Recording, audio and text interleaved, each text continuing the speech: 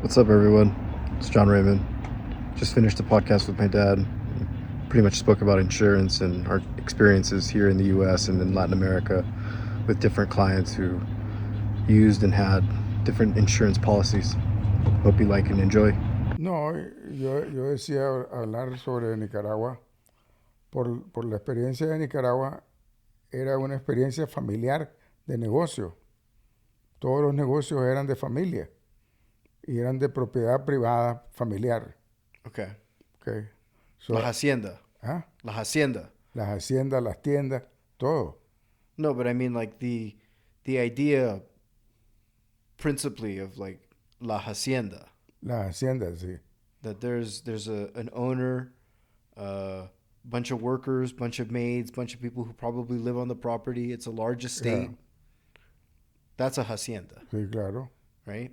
Yeah. And they're cultivating something usually. O están cultivando algo o están este, manteniendo stocks, ya sea de vaca o de caballo, Okay. vacuno. Okay.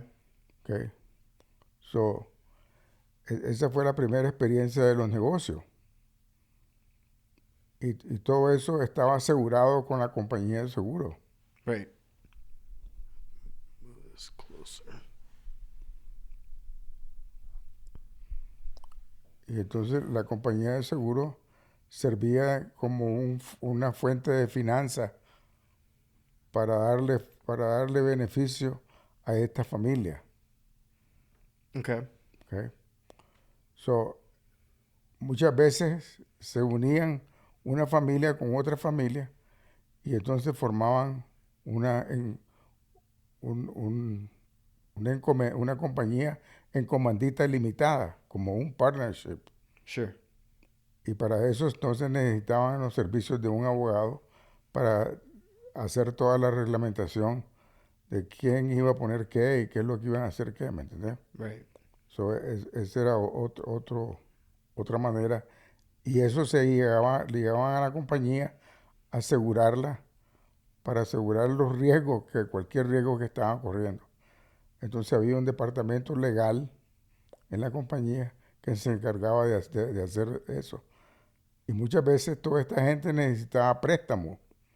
Y para hacer los préstamos se, se tenía que conseguir seguros de vida, seguros de propiedad, seguros de incendios. Y ya una vez tenido todos esos seguros, iban al Banco Nacional y el Banco Nacional le prestaba la plata de acuerdo a los contratos firmados por los abogados. Right. So, esa fue la primera experiencia que yo tuve trabajando dentro de la compañía de seguros. ¿Sí? In the US, I mean, how I was first exposed to insurance in that sense was seeing a case study of a farmer who used whole life insurance to then take a loan off of the cash value, Claro, and then with the cash value reinvest it into buying new equipment. claro. And on the tax side, I know for a fact he would then depreciate all of the new equipment purchased Claro, because it's all heavy equipment. And then as the farm did its business, did its farming, ajá, he would then pay off that whole life insurance, possibly, probably, if there were enough profits into the next year, get a new policy and pay off this old policy. And so by the time that this gentleman passed away, I think it was something of like 15 or 20 different whole life insurance policies that were valued each at around 15, $20 million. ujú, And the next issue was estate planning. And for that, there was the trust yeah, and there was the whole structure claro, that's necessary for estate planning. Claro. here in the US. And this is something that's, in some cases, predates the tax code, at least the concept of insurance. But the utilization, I guess, is what we're talking about for either a family or a business owner to use insurance to kind of minimize risk, Claro. figure out how to leverage what they are working on, which are future profits, right? And figuring out how to get a current benefit in the immediate now. Claro. And, Pero, and the ok, insurance company is the one that's willing to do that with you. claro. En los Estados Unidos fue hasta en los años 90 que comenzaron a hacer esa compañía de Limited Liability Corporation, Right, los LLCs. right. Y los comenzaron, de nuevo, los agricultores en el centro de Wyoming, creo que ahí es donde se formó la primera LLC, y ahí se fue formando alrededor de todos los estados. Pero antes de eso, lo importante eran las propiedades personales, el Schedule C de las propiedades personales y las compañías en comandita limitada, los partnerships.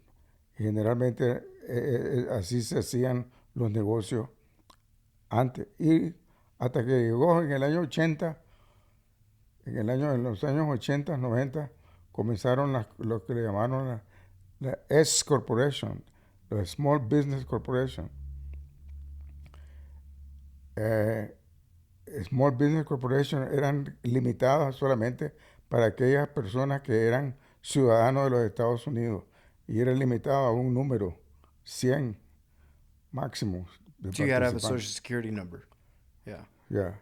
Entonces, también eso se usó, pero de nuevo, en mi experiencia, hablando de la experiencia, primero, como te digo, fue la experiencia que tuve con la Compañía Nacional de Seguros de Nicaragua, allá en Nicaragua, y todos los small business de Nicaragua, todos los propietarios, más que todo las familias pequeñas que tenían su negocio, que tenían su pequeña hacienda, que tenían algo que les daba plata, y entonces, y después llegaban a Managua a incorporarse para vender su producto.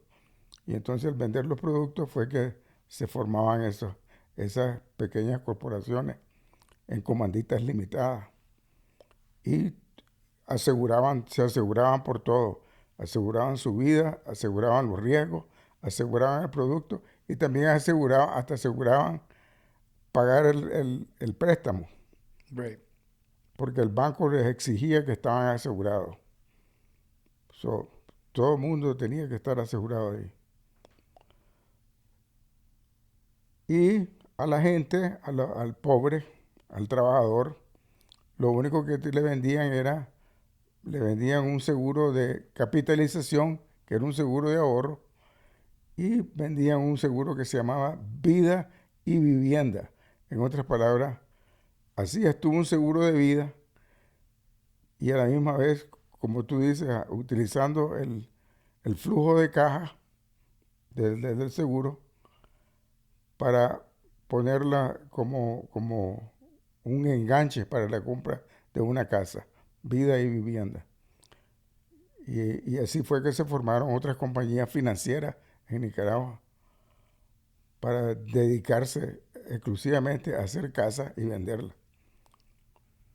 But here in the US, I guess if I am going to give any practical advice, I think the correct answer is if you're going to buy insurance, more than likely the best insurance is term insurance for most people. For most people.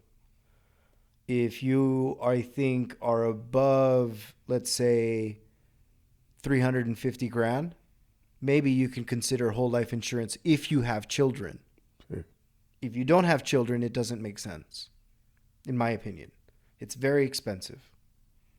And Also, you need to know that you could utilize the money. And if you don't know to utilize and how to utilize the money, then it doesn't make sense. And it's not until you get into that 300 and above threshold that I think you start understanding how to utilize the tax code better and where you can find a benefit. And if you are also owning a corporation, there's a benefit. Otherwise, term life insurance, I think, is the cheapest. Claro, ya termino. De And dote, una compañía, una seguro de dote. right, term. Yeah, the terms, yeah. It starts at this moment, whenever we say that the contract starts, and it ends Termina en in, 100 años. well, no, usually you could say something like 25 years, 30 Okay. years, you know. And the younger you do it, the better it is, because Claro. the cheaper it is. And so having that in your pocket, if you are looking for insurance, is probably the best thing. You don't want to get stuck into this, what's known as like a UIL, a universal life insurance plan, Yeah. or a whole life insurance plan when you're single, 20 something. No, you're in a trap. And they're selling to you the concept of you're going to be able to be invested into the stock market, but in reality, you're getting a small sliver of someone else's fund. And that's not really the best way Yeah. to capitalize your growth if that's what you're actually shooting for. And so I think that's a big marketing ploy Perdón. that's being used and sold when in reality term insurance is the best. I think it's not until you get into the higher echelon of people who do have corporations, who do have S corporations, who are running LLCs, right? Who Sí, then claro. you can easily add insurance. And if Claro. you do it through the corporate way, there's tax benefits. If there's children, all the more reason to do it. Claro. And in certain cases, you can create retirement plans just using insurance. You can create estate plans just using insurance. So I think that's the other side, right? Okay. That is the benefit versus you're looking at the big ugly devil of purchasing this very expensive product that more than likely you don't understand anything about it. Casi nadie lo entiende. But Casi that's nadie the lo truth. entiende. Yeah. That's the truth. Yeah. Okay, let's talk about something completely different.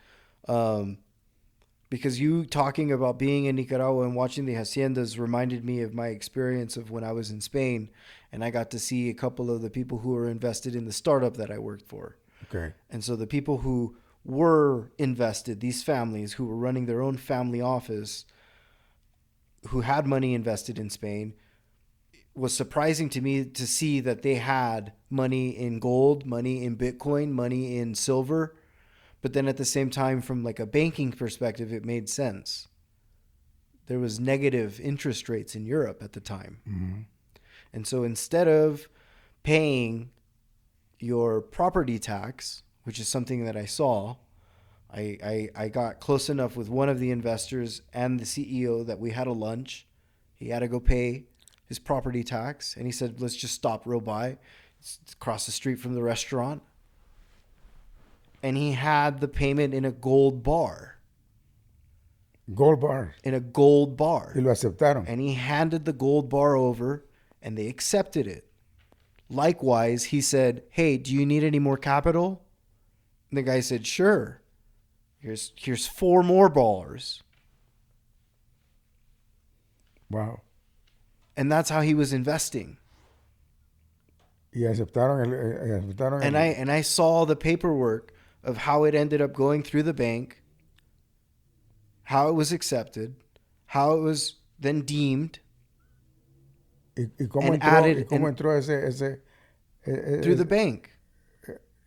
fue aceptado por el valor que tenía Gold at the moment, a ese at momento? that strike price, Okay. at that moment, ¿Y lo vieron? ¿Dónde vieron ese precio? ¿Quién lo The quién bank. dio esa evaluación? the bank, El banco lo evaluó. the bank accepted it. Y todo el mundo que estaba ahí aceptó Done.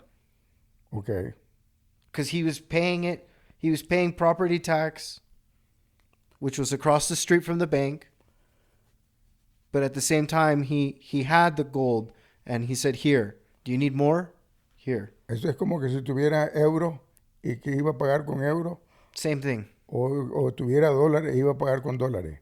Pero esta vez tenía oro y lo pagó con oro. Right. It's the same thing here in the United States, in Utah, in Wyoming, in Nevada, where gold and silver are legal tender. Okay, That's the difference. okay. But the fact that I saw a family Pagar con oro. invest and pay in a lunch meeting, Okay. I was just like, wow, okay, that's different. And so then the next question to me was like, what about Bitcoin? Okay, pero no es, Bitcoin todavía no es aceptado, ¿no? Well, at that moment, yes, in certain places, in certain countries. Okay. Pero no en los Estados Unidos. No, it wasn't as mainstream. O sea, está aceptado en los Estados Unidos por medio del stock market, ¿no? That's complicated. Está complicado. But the stock market, for sure, there are people who are behind in the stock market, running and owning a lot of the stock market, who are invested in Bitcoin. Okay. That is a thing, because it is a hedge, Claro, pero and as a good trader would tell you, it is the fastest horse. Yeah. And if you're really looking for capital, not for capital, if you're looking for your return, you're going with the fastest horse Okay. on your capital. okay, y es aceptado, Bitcoin es aceptado como parte del capital gain. Sure. Okay, so está aceptado, pero no es aceptado como una moneda. Right. Esa es la diferencia. Right. Okay, está bien. All right, entonces, de regreso a la experiencia en San Francisco, por ejemplo, la mayor parte de la experiencia que teníamos con Jan Ramírez, que era otro CPA, que era el alcalde de la alcaldía municipal. Entonces, todas esas corporaciones chiquitas eran corporaciones pequeñas que se hicieron de no lucro, Non-profit. Right. todas de no lucro. Y todas estaban regidas bajo la dirección de la ciudad. So, la ciudad era la regidora y era también la que mantenía el tesoro, porque ellos controlaban el tesoro por medio de su presupuesto. Y entonces las pequeñas compañías venían a pedir ayuda tanto a United Way, UBA, que es una fundación de corporaciones, Yeah. y tienen un fondo grandísimo. Yeah. Y ahí donde te digo estaba el señor Cahill y los señores de estos, de Vector Corporation. Schultz, creo que era el señor Schultz, Okay. que fue el secretario de Estado del presidente Reagan. Él era el dueño de Vector Corporation, amigo del señor Cahill. Sure. Of course. También él ponía plata ahí en la San Francisco Foundation. Y entonces todo ese dinero pues de Cahill, de San Francisco Foundation, United Way, la ciudad, todas esas daban la plata y con eso se daban el tesoro para ir a hacer los trabajos de servicio en unas compañías de no lucro. Okay. Pero para mantener todo eso tenían que hacerlo con presupuesto, con seguro, con aseguranza, la misma cosa. Nada más que este era no lucro. Yeah. So, cuando llegué a Los Ángeles, como CPA en Los Ángeles, entonces ahí fue cuando comenzamos a trabajar con gente pequeña. Los barberos, el custom broker, el taxero, The mechanic. el mecánico, el individuo que hacía ¿cómo se llama este? The laundromat. El laundromat, el que limpiaba el carro, Car washes. car washes, todo eso. Entonces, toda esa gente pequeña de aquí de Watts, de Inglewood, de Los Ángeles en general, el troquero, Right. custom broker, todos ellos tenían ya sea una compañía limitada o un partnership o eran proprietors solo. Right. y la ciudad los aceptaba pues para eso. Y una vez que entró en el tax code, vino el Limited Liability Company, entonces todo el mundo quiso hacerse miembro de una Limited Liability Company o quisieron ser miembros de una corporación S. Entonces para eso se necesitaba un abogado de nuevo y el abogado hacía el servicio de poner toda la escritura junta, llevarlo al secretario de Estado y registrarlo en el Departamento de Corporaciones. Era un proceso también largo hacer eso, Right. para que las acciones que se estaban emitiendo tuvieran valor, Yeah. porque de nuevo llegaban con un valor, tanto la plata que ponían, así como, como tu amigo eh, español que fue a poner oro, en las acciones tenían que ponerlo en el banco, Right. la plata para las acciones, y esa plata estaba limitada para el negocio. Y entonces en esa limitación de la plata del negocio está también la obligación, porque mientras está ahí, está obligada tu obligación que tú estás dando. Pero para hacer eso tenés que llenar todos los requisitos que tanto el Estado, la ciudad y el federal, los federales, te exigen que tengas libros, que tenga esto, que tenga lo otro, etcétera. So, tienes que cumplir con la ley. 100%. Yeah. So, toda esa experiencia la tuvimos en los años 80, en los años 90, en los años 00, con los abogados, con diferentes abogados trabajando. So, bien interesante ver cómo se subió el nivel del trabajador. Y a la misma vez fue interesante ver también cómo se perdió el nivel del trabajador cuando los trabajos comenzaron a hacerse fuera de los Estados Unidos. Mm. Fue duro. Y entonces, pero toda esa gente pequeñita que vino en los años 80, 90, tuvieron la oportunidad de hacer también plata. Sure. So, el que lo hacía bien hizo plata, porque la oportunidad estaba ahí. I think now there's a big rise of solo entrepreneurs Claro. trying to figure it out and do it out from your home, do it alone, the one person business. Pero tienes que saber, tienes que tener conocimiento de toda esta tecnología, No, yeah, 100%. porque si no tienes conocimiento de la tecnología, entonces no estás participando en eso. Yeah. No, it's necessary. Tienes que tener el conocimiento de la tecnología para hacerlo. Yo lo vi, por ejemplo, con el proceso de hacer impuestos, Yeah. porque cuando yo comencé a hacer impuestos, en mi Caramanchel solo, lo hacía a mano. Después utilizamos un servicio. Más tarde compramos un programa. Más adelante lo hicimos con diferentes programas que tenían, ¿no? El Excel, el Lacer, un montón de programas caros, carísimos. Yeah. Y después vino hacer la cosa electrónicamente, hablando. Y para hacer eso se tomó como 10 años, porque tanto el Estado Right. como el gobierno federal estaban atrasados, Still true. bien atrasados. Still true. Entonces, la inversión privada estaba bien adelantada y la inversión del gobierno estaba bien atrasada. Imagino que está así todavía. Yeah, yeah. The left hand doesn't talk to the right hand. No, exactamente. Hay una gran división. Yeah. Hay una gran división.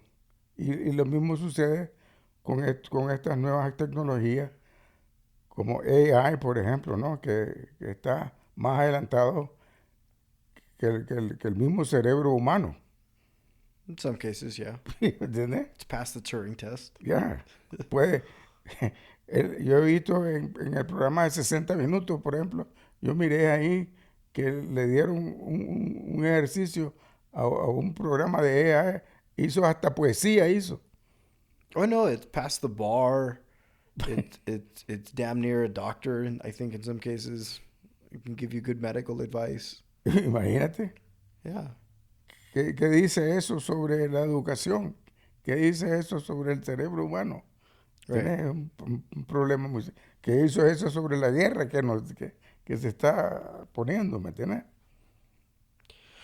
But that's a rabbit hole of a question, because you're asking about, AI, but specifically what kind of AI.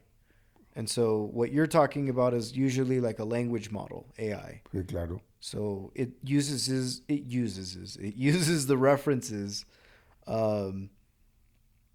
that it has in the library online, and things that it's already received, data that it's absorbed, and it never forgets. Ya, exacto. Eso está Meanwhile, I couldn't tell you what I ate in the second grade claro. at Se te olvida. Yo estaba olvidado. at lunch. Well, never mind. Ya, claro. Tu memoria es extensa, profunda inagotable. Tienes una capacidad increíble. El problema serio viene con el negocio también en igualmente, ¿entendés? Yeah. Ese es otro, pero es otro 100 pesos. Nosotros los pobres todavía estamos buscando cómo hacer savings, cómo manejar los 4 pesos que tenemos para poder sobrevivir. Yo creo que esa era la razón de estar aquí. Yeah. All right. Hablamos de seguro, hablamos de Limited Liability Company, hablamos de S Corporation, hablamos de C Corporation. Ahora podemos hablar de un poquito sobre el non-profit si quiere. Sure. Okay. ¿Qué quieres saber de eso? Why do you think? Because I did my master thesis thinking about foundations and thinking about nonprofits. Because I really felt that there could be a lot of good out of these foundations. Claro. And during my investigation, I was really disheartened. For example, the Olympics. The Olympics requires a lot of moving parts, right? So much so that I then begin to wonder, where does this money come from? Who's pushing it forward? And I know there has to be a greater, bigger agenda. Because when I got down to the nitty-gritty of it, athletes don't earn jack shit. Yeah. It depends on who your government is and how much they appreciate all of your efforts. And so I think in the US, you could be a star athlete and get a gold medal and we'll give you 50 grand. Versus you could be the Olympic weightlifting champion and we'll give you 100 grand if you were from Colombia. Pero sirven esos lugares de donde se juega la Olimpiada, sirven de sites para hacer adelanto. That's what I hoped. Yeah. But in reality, they usually just go into disarray. Okay. Very few are the places where they maintain and keep all of these stadiums. Okay. And so it's a societal infrastructure problem. Okay. But you have these foundations who have this immense excess to throw at this to make the games happen for 4 years. and then run away and not leave the proper tools to actually develop something. Y dejan esos monstruos ahí grandes, Right. Like in Brazil ¿verdad? Que en Brasil, o México, or in South Africa. o en Sudáfrica. See, but Mexico has used some of him, Okay. right? But even still, with all that, ¿Tú crees que le han sacado todo el jugo a todo ese capital que pusieron ahí? no. Ok, so ese es el And problema. that's my gripe. Ese es el problema. That's Ok, what bothers me. ok, That's what irks me. That's what would keep me up at night when I was writing this paper. ese es el problema. Because there's sloshes of money moving around to make this thing happen.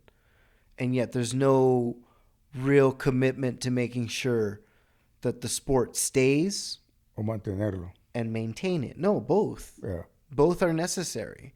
If you're willing to put up that amount of money to make a stadium happen in the first place, then you should have enough of a back, enough of a spine to say it should continue. Pero tú fuiste a leerla, tú fuiste a aprender sobre la liga allá en España, ¿no? Yeah. ¿Cómo se corre ahí la liga? ¿Qué clase de empresa es eso? ¿Es una no lucro? No, it's profit. Es It's pro profit. Es por profit. It's pro profit. And in most cases, especially now, it's all foreign investment who own the teams. Okay. That's the reality. Y la MLB, por ejemplo, aquí del béisbol, ¿cómo es eso? So, I mean, it was a joke in a TV show called Billions. But they said in Europe, they have the monarchy. In the United States, we have the NFL. Okay. And so to be one of those owners, you have to be not only vetted, critiqued, accepted, desired. Like, if you don't fit the criteria, they don't want you. And the same is true for the major leagues. The same is true. Ninguno de los presidentes de los Estados Unidos está metido ahí. No. That this is a business of entrepreneurs who have successfully run their business so far that they are able to purchase an entire sports franchise and keep, that whole city's eyeballs stuck on the jerseys, that are on the field. Okay. So that's a privilege. Okay. And even if you have the money, I learned that one too. Even if you have the money, You cannot come in. you have to be vetted, accepted, and you have to have something that people want.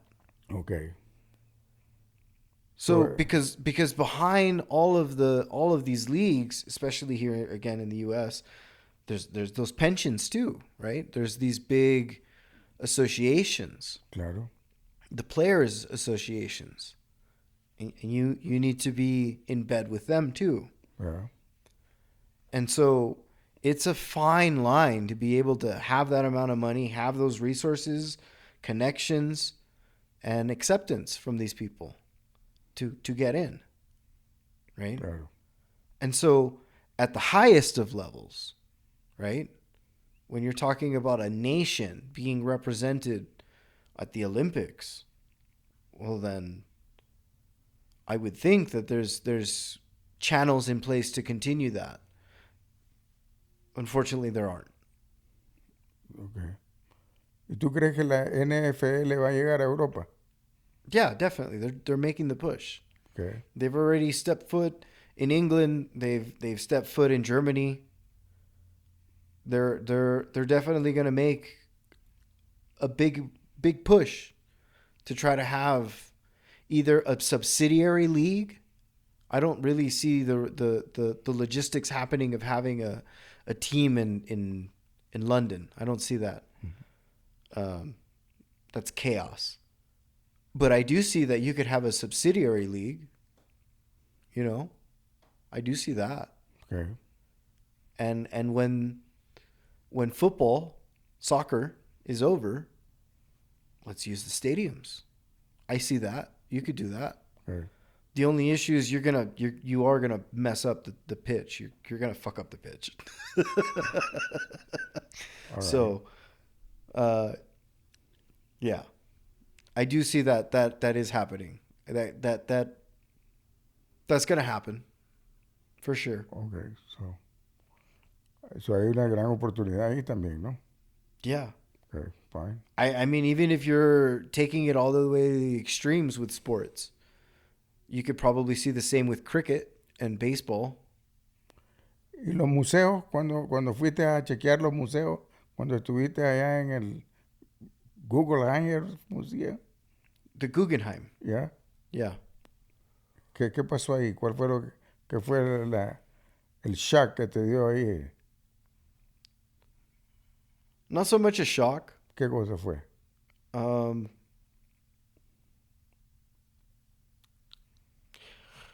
Guggenheim is new. Okay. Guggenheim is a new. Relativamente a los Yeah. otros museos. Yeah. Claro. Because there's old money Mm. in Spain, right? I mean, money that was made in the 600s. Oh, cuando los árabes estaban ahí. Okay, there's money that was made right in 1480 and 1490. Pero 1490 es cuando llegó Colón. 1492. But there's money. There's some people who still have power and authority. So Cuando estaban los árabes ahí. yeah, even I mean, but I think you're saying museums. So really, museums don't happen until the European Enlightenment, right? The Renaissance. Sí. And the Renaissance doesn't really get appreciated, I think, until later in like the 1700s, 1800s, 1900s, right? Sí. So that money from the 1700s, 1800s, those are the best museums in Spain, Okay. right? The Guggenheim is a new one, is new money.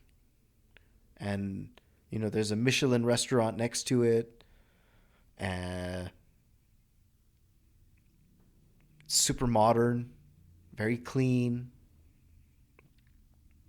But it's not the same of like walking in to any of the old museums in Madrid.